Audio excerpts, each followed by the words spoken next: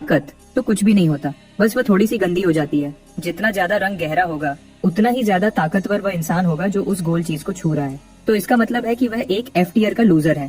Kang वू ये नतीजा देखकर बहुत दुखी हो जाता है। वह जैसे ही अपना नया आईडी कार्ड लेता है जो उसे ई रैंक के गेट्स में जाने की इजाजत देता है, वह वहाँ से चला जाता है। देखने वाली लड़की को उस पर तरस आता है क्योंकि इतने कम रैंक के साथ वह शायद जल्दी ही मर जाएगा। लेकिन अचानक पूरा अंधेरा शुरू हो गया। क्रिस्टल गोल चीज में भरने लगा जब तक कि वह बीच में से टूट नहीं गई। लड़की हैरान रह जाती है, ऐसा पहले कभी नहीं हुआ था। एस रैंक के प्लेयर्स भी उस गोल चीज को सिर्फ गहरा ग्रे करते हैं, कभी पूरा काला नहीं, और उसे तोड़ने जितना तो बिल्कुल भी नहीं। वह सोचने लगती है कि आखिर यह लड़का कौन है। बात यह है, कैंग वू अभी अभी वापस आया है। हेल में 10,000 साल तक डीमन किंग रहने के बाद सभी डीमंस उसे देखकर डरते और कांपते थे। लेकिन वह हेल में बहुत बोर हो गया था, इसलिए उसने अर्थ पर वापस आने का फैसला किया। तब उसके एक नौकर बालक ने पूछा कि वह वापस क्यों जाना चाहता है जब उसके पास हेल में सब कुछ है। उसके सवाल का जवाब एक गहरी खामोशी से मिला। डीमन किंग अपने बेचारे नौकर को नीचे देखता है और बालक बेकाबू होकर कांपने लगता है। आंख मिलाने से भी बचने की कोशिश करता है।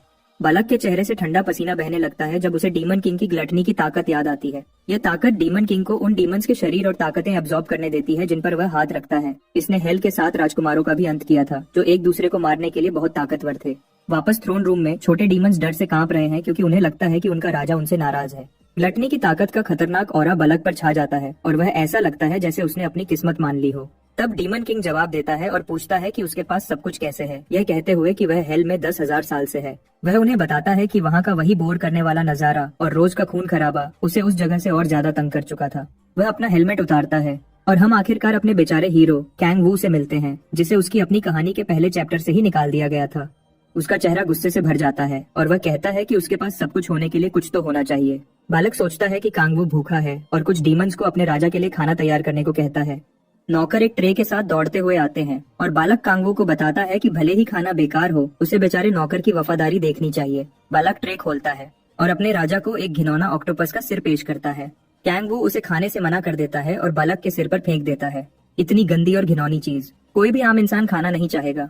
वह एक ताकतवर गुस्से वाली एनर्जी निकालने लगता है और कहता है कि उसे खाना है। किमची जिगाए।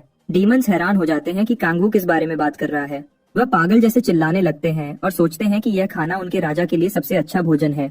वह सोचते हैं कि किमची लाल कच्चे गोश्त से भरी हुई डिश है, लेकिन कैंग वो उन बेवकूफों को बताता है कि ऐसा नहीं है। बालक भी उनकी बेवकूफाना बातों में शामिल हो जाता है, किसी भी मॉन्स्टर को चीर फाड़ कर उसके अंदर का हिस्सा अपने राजा को खिलाने के लिए तैयार। कैंग वू दूसरी तरफ बस पूरे बेवकूफों से घिरे रहने से थक चुका है। डीमंस को यह पता ही नहीं है कि खाना क्या होता है और वह बस लड़ाई जीतने के बाद अपने दुश्मनों को खा जाते हैं।